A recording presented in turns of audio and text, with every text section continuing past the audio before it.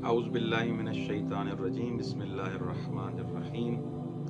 سورہ قدر کے بارے میں ہماری گفتگو کا سلسلہ چل رہا تھا اور ہم اس مقام پہ پہنچے کہ لیلۃ القدر کیا ہے۔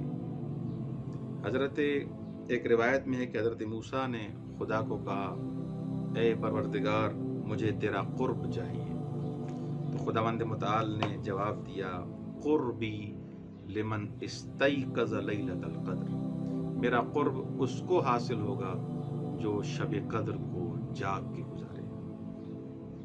حضرت موسیٰ نے کہا، اے پروردگار مجھے رحمت چاہیے، اللہ نے فرمایا، رحمتی لمن رحم المساکین لیلۃ القدر، میری رحمت اس کو شامل حال ہوگی جو مساکین پر رحم کرے گا۔ حضرت موسیٰ نے کہا پل صراط سے عبور کرنا ہے، تو اللہ نے فرمایا، ذالک لمن تصدق بصدقۃ لیلۃ القدر، جو شب قدر میں صدقہ دے گا اس کو پل صراط میں عبور کرنے میں آسانی ہوگی۔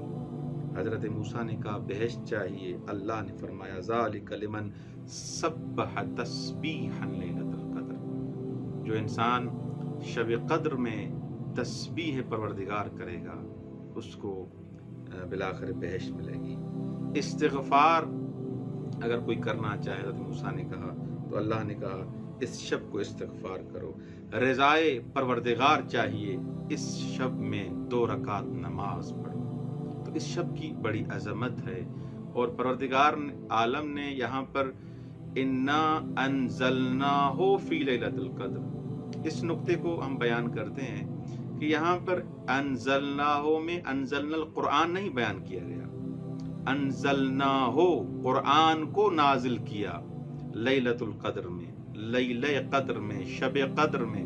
یہاں پر قرآن کا ذکر اس لیے نہیں کیا کیونکہ قرآن مشہور ہے، معہود ہے، معروف ہے۔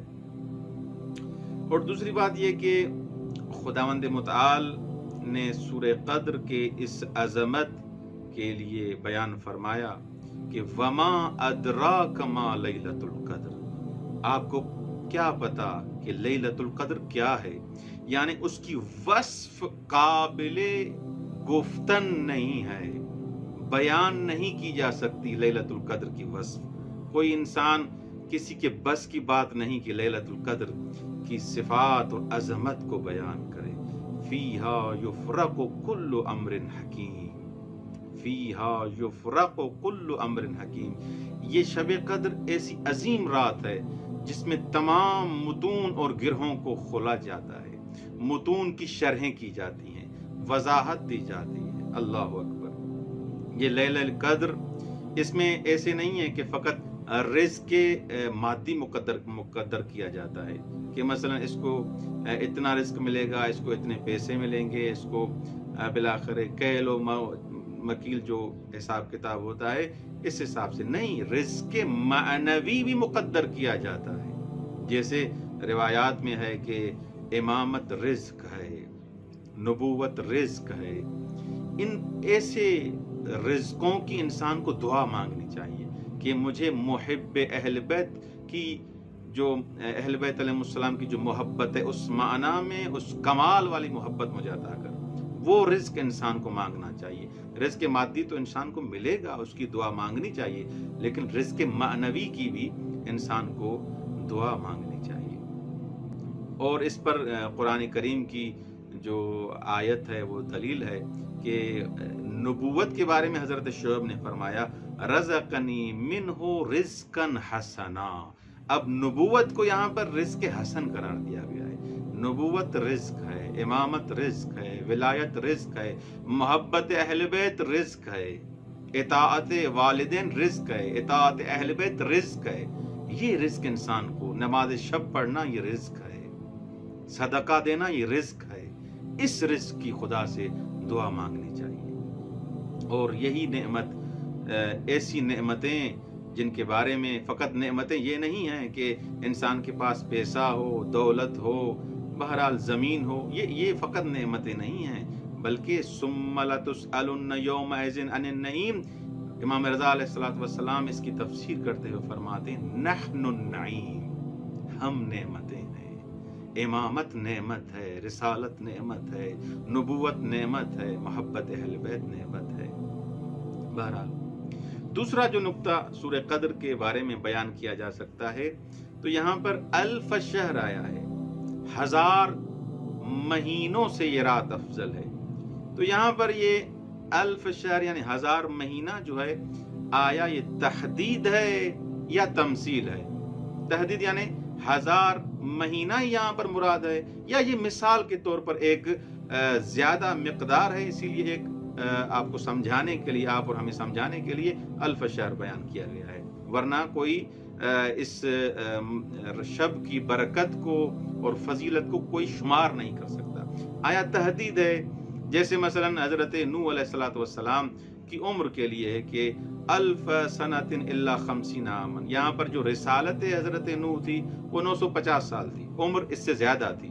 تو یہاں پر جو الف سنۃ الا 50 عاما جو ہے، یعنی 950 سال 950 ایئرس جو حضرت نوح علیہ السلام نے رسالت کا دور گزارا ہے، یہاں پر تحدید ہے، یہ معین ہے، یہاں معین کیا گیا ہے کہ 950 سال حضرت نوح نے نبوت کا عرصہ گزارا۔ لیکن یہاں پر یہ شب قدر میں 1000 مہینوں سے یہ شب افضل ہے، کیا یہاں پر مراد یہ تحدید ہے یعنی 1000 مہینوں سے افضل ہے یا اس سے زیادہ ہے؟ تو اس حساب سے یہ اگر آپ تحدید مراد لیں یعنی فقط 1000 مہینے ہی ہوں کہ مثلا جو 80 سال سے بھی زیادہ بنتے ہیں، انسان کی عمر جو معمولاً آج کل 70-80 سال ہی ہے، اس سے بھی زیادہ یہ عرصہ بنتا ہے 1000 مہینوں کا۔ تو انسان اگر ایک رات میں اس ماہ مبارک رمضان کی ایک رات میں 1 درہم صدقہ دے، ایسے ہے کہ جیسے 1000 درہم صدقہ دیا۔ ایک صلوات پڑھے گا، ایسا ہے جیسے اس نے 1000 دفعہ صلوات پڑھی ہے۔ ایک رکعت پڑھے گا، ایسے ہے جیسے 1000 رکعت نماز پڑھی ہے اس نے۔ تو تحدید ہو پھر بھی یہ ہے، پھر بھی واقعاً عظمت ہے، برکت ہے کہ 1000 گنا اس کا ثواب ہے۔ اگر تمثیل ہے فقط یہ اس لیے کہ عدد یہی تھا، اس انداز میں یہی بیان کیا گیا، پھر بھی اس کی برکت اور زیادہ ہے۔ تو بہرحال تحدید و تمثیل ہو، اس کی عظمت اور جلالت علی ای حال وہ معین ہے۔ دوسرا جو نقطہ جس کے ذریعے استدلال بھی کیا جا سکتا ہے، مرحوم کلینی رحمت اللہ علیہ نے بیان فرمایا ہے کہ اس سورہ کے ساتھ جو اس سورہ میں ایک آیت ہے، اس کے ساتھ ہمیں استدلال کرنا چاہیے۔ وہ کیسے؟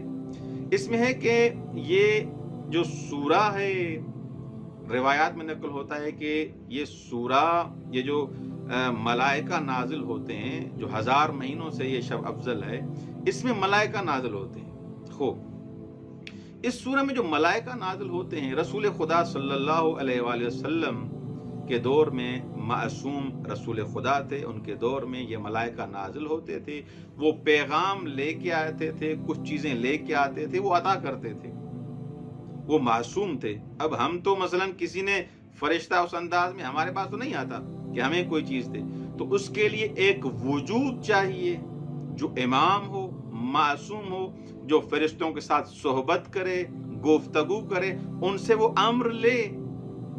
رسول خدا صلی اللہ علیہ وسلم کے دور میں ایسے نہیں ہے کہ لیلۃ القدر اس دور کے رسول خدا کے دور میں لیلۃ القدر تھی، اب ہم اس کی برسیاں منا رہے ہیں، یا مثلا جو فارسی میں کہتے ہیں سالگرد، یعنی اس کی بس یاد ہم منا رہے ہیں لیلۃ القدر۔ ایسے تو نہیں، ہر سال یہ لیلۃ القدر تکرار ہوتی ہے، ہر سال یہ لیلۃ القدر اسی معنی میں ہے۔ تو کون سی ہستی ہے جس کے پاس یہ ملائکہ نازل ہوتے ہیں؟ اس کے لیے اس ہستی کا معصوم ہونا ضروری ہے۔ اس ہستی کا نام حضرت امام مہدی عجل اللہ فرجہ الشریف ہے، جس کے محضر میں یہ ملائکہ نازل ہوتے ہیں، اپنا پیغام لے کے آتے ہیں۔ ہم اہل بیت علیہ السلام کے پیروکاروں کا یہ نظریہ ہے کہ امام زمانہ ہیں، غیبت کبریٰ میں ہیں، اور یہ ملائکہ ان کے پاس نازل ہوتے ہیں۔ لیکن جو امام زمانہ عجل اللہ فرجہ الشریف کو نہیں مانتے، خوب وہ اس سوال کا جواب دیں، یہ ملائکہ کس کے پاس نازل ہوتے ہیں؟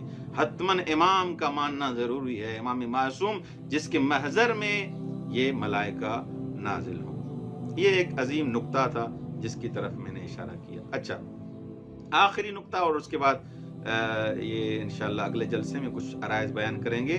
لیلۃ القدر جو یہ بیان کیا گیا ہے کہ خیر من الف شہر، 1000 مہینوں سے یہ شب افضل ہے، تو اس میں یہ چیز ہے کہ آیا یہ رات مثلا رات کو 6 بجے سے شروع ہوئی، صبح کو 5 بجے ختم ہوئی، آیا پوری رات کا لمحہ بلمحہ سیکنڈ بس سیکنڈ وہ خیر من الف شہر ہے یا نہیں؟ کہ مثلا جیسے جمعے کے دن کے لیے بتایا گیا ہے کہ جمعے کے دن کوئی ایسا خاص وقت ہے جس میں جو دعا مانگے قبول ہو جائے گی. آیا ایسے ہے کہ کوئی خاص وقت ہے جو 1000 مہینوں سے افضل ہے یا نہیں؟ اس لیلۃ القدر، شب قدر یعنی 19ویں شب، 19ویں کی شب، 21ویں کی شب یا 23ویں کی شب، یہ شبہ قدر جو ہیں اس میں ہر سیکنڈ ہر لحظہ 1000 شب اور 1000 راتوں سے افضل ہے. تو اس کے لیے ہم عرض کریں گے کہ اس کو کہا جاتا ہے فی الجملہ یا بالجملہ. یہ پوری شب جس ٹائم بھی اس رات میں، جس وقت بھی، جس لمحے میں آپ ایک صلوات پڑھیں گے 1000 صلوات کا ثواب ہوگا. یہ نہیں ہے کہ آپ 9 بجے پڑھیں گے تو ثواب ہوگا، 10 بجے پڑھیں گے ثواب نہیں ہوگا. نہیں، جس ٹائم بھی آپ صدقہ دیں گے وہ صدقہ 1000 صدقے کے برابر ہے، 1000 درہم کے برابر ہے اگر 1 درہم دیں گے. تو یعنی بالجملہ ہے، فی الجملہ نہیں ہے. ایسے نہیں کہ کوئی خاص وقت مراد ہو، نہیں، پوری شب، پوری رات 1000 مہینوں سے افضل ہے. والسلام علیکم ورحمۃ اللہ وبرکاتہ.